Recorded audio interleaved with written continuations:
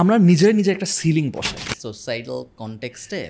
আমাদের তুমি যেটা বলছো আমাদের আকাশ অনেক নিচে, আমি বড় লোক না হইতে পারি কিন্তু আমি হ্যাপি, তো সো আমার জীবন মনে হয় অনেক ভালো। এটার থেকে আমি কিভাবে একটু ইন্সপিরেশন উঠে আমি কিভাবে আরেকটু উঠবো, নিজের একটা সিলিং বসাই। আমরা বসাই এরকম সিলিং যে আরে 1-1.5 লাখ টাকা এটা আমার সিলিং, মানে এটা হয়ে গেলে আমি সাকসেসফুল। বাট কেন আমার গোল এটা না যে আমি 10 লাখ টাকা মাসে কামাইতে পারবো?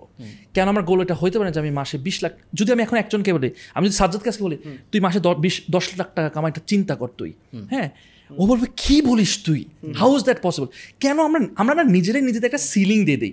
আমার মনে আছে আমার একজন কি বলবো, একজন শুভাকাঙ্ক্ষী বলো বা একজন মুরব্বী বলো, একজন একদিন কি কথা বলতো, অ্যাডভাইস দিতেন। I was very frustrated couple of years ago, it was very frustrated, যে মানে খুব ফ্রাস্ট্রেটেড। সে বলছে কি, তোমার যে আমাকে বলতেছে তোমার যে পটেনশিয়াল, তোমার যে এটা criteria, you should be making X amount of money, যেটা কিনা তখন অনুযায়ী অনেক হাই। আমি কি ও কি মাথা ঠিক আছে বলতেছে, এটা কি মানে কি এটা? কারণ আমরা তো স্বপ্ন দেখে আসছি 1 লাখ টাকার স্বপ্ন, 1.5 লাখ টাকার স্বপ্ন, সেটাকে আমরা কয়েক গুণ করে ফেলছে, কত গুণ আমি না বলি।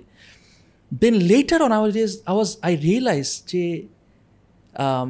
আমি যখন এটা অ্যাকসেপ্ট করা শুরু করছি, yes it is possible, yes আমি করতে পারবো। নাও রিভার্স ইঞ্জিনিয়ারিং করি যে কীভাবে এটা পসিবল।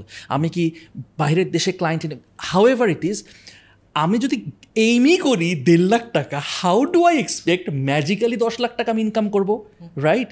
সো আমার কাছে মনে হচ্ছে ওই সিলিংটা আমাদের ওই সিলিংটাই দেওয়া উচিত না। বিকজ আমার কাছে মনে হচ্ছে কি, মানে প্রত্যেকজনের মানে we have potential to make so much money. So ওই জন্য আমি এখন আর সিলিং দিই না। আমি মাঝে মাঝে আমার ওয়াইফকে বলি যে ইউ নো হোয়াট, আমি মাসে এত লাখ টাকা কামানো দরকার, তোর একটু শখ খায় না পসিবল, ফাটান তো কামাই, আমি কেন পারবো না?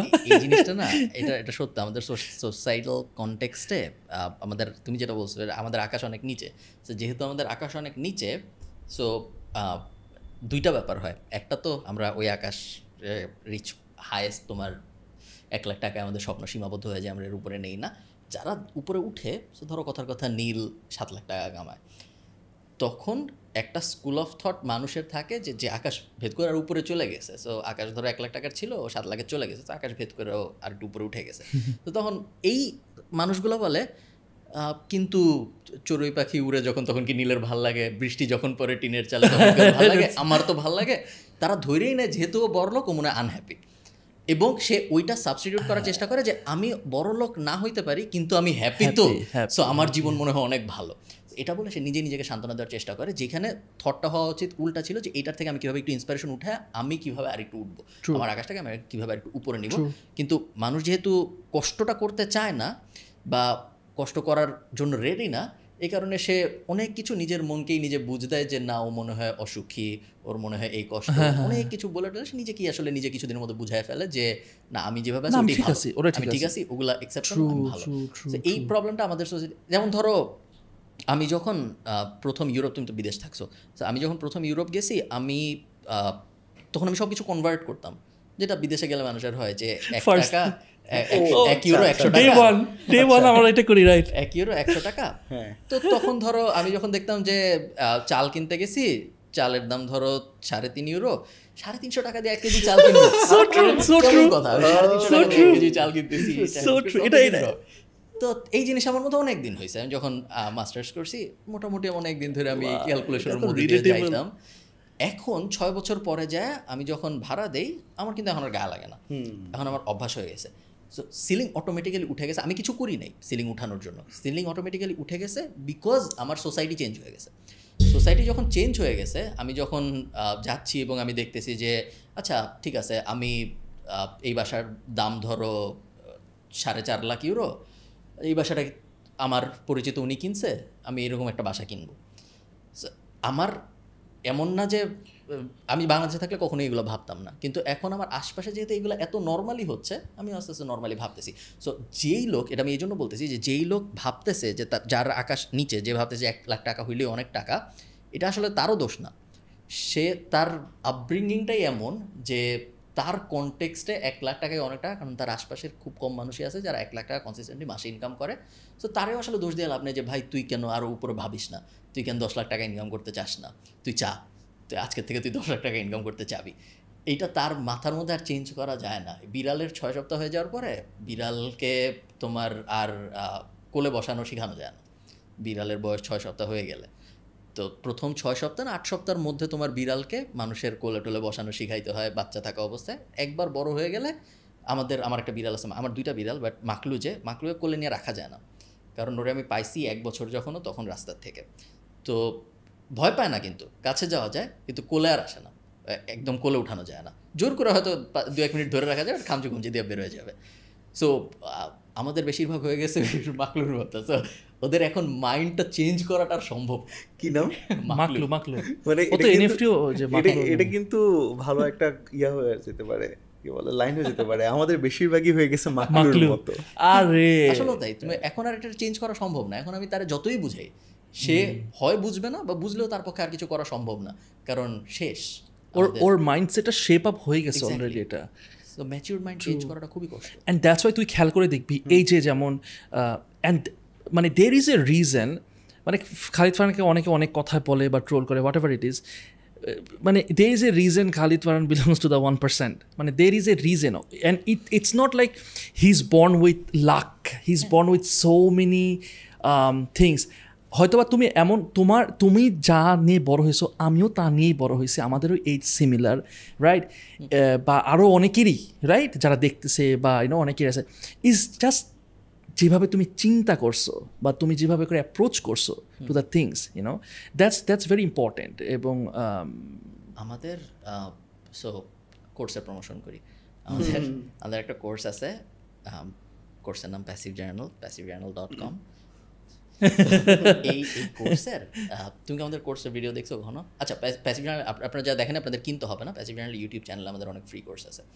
একটা শাউট আউট দিয়ে একটা প্রোমো মারে দাও। আর প্রোমো এত টাকা আমার ভালো লাগতেছে না। সো প্যাসিভ জার্নালের ডিসকর্ড সাপোর্টের ভিতরে একটা চ্যানেল আছে, সাকসেস স্টোরি নাম। আমি তোকে দেখাই, ওয়েট, তোমার দেখাইতে হবে না ক্যামেরায়, সমস্যা নেই, গোপন ইনফরমেশন, তুমি তাহলে এটা থাম্বনেইল ইউজ করতে পারবে। আমি তোমাকে দেখাই, তারপর এবার মোবাইলে দেখতেছি এরকম একটা জিনিস ছিল। তো তুমি আস্তে আস্তে স্ক্রল করে উপরে উঠতে থাকো, আমি তোমাকে কাহিনীটা বলি। এটা হলো আমাদের সাকসেস স্টোরির চ্যানেল। তো আমাদের কোর্সের দাম তো অনেক বেশি। এটা নিয়ে আমাদের কোর্সের যে মেইন কিছু কমপ্লেন, আমি তোমাকে কমপ্লেনগুলো বলি। প্রথম কমপ্লেন হলো দাম অনেক বেশি। সেকেন্ড কমপ্লেন হইলো এই জিনিস ইউটিউবে ফ্রিতে পাওয়া যায়। এই দুটোই মেইনলি মেজর কমপ্লেন, আর কিছু আছে ছোটোখাটো complain, but mainly majority of মানুষ যারা আমাদের গালি দেয় তারা এই দুইটা কারণে গালি দেয়, যে দাম অনেক বেশি আর এই জিনিস ফ্রিতেই পাওয়া যায়, এটা টাকা দিয়ে কেনার কোনো মানে নেই। তো এই দুইটা কমপ্লেন আমরা বেশি দেখি। তো আমি তোমাকে এই জন্য স্ক্রল করতে বললাম, তুমি স্ক্রল করতে থাকো, পড়তে থাকো, ঘন্টা শেষ হয়ে যাবে, তোমার স্ক্রল করা শেষ হবে না, জাস্ট তুমি সাকসেস স্টোরিগুলো দেখতেছো। তো এই কাহিনীটা আমি এই জন্য বললাম যে এই মানুষগুলা আমাদের কোর্সে এখন ধরো 16,000 মেম্বার আছে, 15-16,000 এরকম। তো সাকসেস স্টোরিতে হয়তো 500-600 আছে। তো 16,000 মানুষ সফল হয় নাই। 16,000 মানুষ সফল হওয়ার চেষ্টা করছে। 16,000 মানুষ সফল হওয়ার চেষ্টা করার পরে তার মধ্যে থেকে 600-800 মানুষ হইতে পারছে। তো সবাই যারা চেষ্টা করবে, সবাই যে পিনাকলে পৌঁছায় যাবে এইটা না, অনেক মানুষই পারবে না। এবং অ্যাকচুয়ালি বেশিরভাগ মানুষ পারবে না কম্পেয়ার টু যারা পারবে। বাট আপনি যদি ওই জিনিসটা চেষ্টাই না করেন কখনো, তাইলে এটা কী হইল, তাই না? সো আপনার এই পুরা পডকাস্টের ভিতর থেকে যদি আপনার একটা টেক অ্যাওয়ে থাকে, সেইটা আমার মতে এটা হওয়া উচিত যে আগামী 12 থেকে 18 মাস আমি চেষ্টা করে দেখি আসলে আমার পক্ষে একটা বিজনেস টাইপ জিনিস দাঁড় করানো সম্ভব নাকি। না সম্ভব হলে নাই, আমার জীবন এখন যা আছে তাই থাকবে। হয়তো আমার 1-2 লাখ টাকা লস হবে, টাকা গেলে টাকা পাওয়াই যায়। কিছুদিন হয়তো একটু কষ্ট যাবে, কিছুদিন একটু মন খারাপ লাগবে, কান্না টান্না আসবে, বাট 18-2 বছর পর ঠিক হয়ে যাবে। মানুষের যাদের হাত কাটা ফেলে তাদেরও দেখা যায় যে ওই যে হ্যাপিনেস টেস্ট যখন করে, যে প্রথম ডিসেবল হওয়ার প্রথম 6 মাস পরে সেম লেভেল হ্যাপিনেস আবার চলে আসে। তো হাতটা কেটে ফেলার পরেও তারা আবার নর্মাল হয়ে যায়, সেম হ্যাপিনেস লেভেলে চলে আসে তাদের। এমন না যে তারা পুরা জীবন কষ্টে কাটায়। আর এটা তো টাকা, এক্স্যাক্টলি। সো আপনার যদি 2-3 লাখ টাকা লস হয় হইল, বাট এই যে আপনি ট্রাইটা করলেন, ওই ট্রাইটার থেকে যদি ভালো কিছু হয়ে যায়, তাহলে আপনার জীবন মোটামুটি পুরোটা বদলায় যাবে, যেটা আপনাকে তো হেল্প করবেই। আপনি একটা বিজনেস দাঁড় করানো মানে পুরা সোসাইটির হেল্প হওয়া। কেউ কখনো একা মিলিয়নিয়ার হয় না। কেউ যখন মিলিয়নিয়ার হওয়ার জার্নিতে উঠে, তখন তার ধরো আবার আমরা যদি জেফ বেজোস একা বড় লোক হয় নাই, ও যখন বড় লোক হওয়া শুরু করছে অ্যামাজনের অনেক মানুষ বড় লোক হয়েছে। সো এবং ওইসব মানুষের ফ্যামিলি আছে, ওইসব ফ্যামিলি দোকানে যায় চাল কিনে যখন টাকাটা দেয় তখন ওই টাকাটা আরেকজন পায়। সো পুরা সোসাইটির লাভ হয় যখন একজন একটা বড় বিজনেস দাঁড় করানোর চেষ্টা করে। সো আপনি ওই জার্নিতে পার্টিসিপেট করবেন না এই ব্যাপারটাই খারাপ, আপনার পার্টিসিপেট করার চেষ্টা করা উচিত।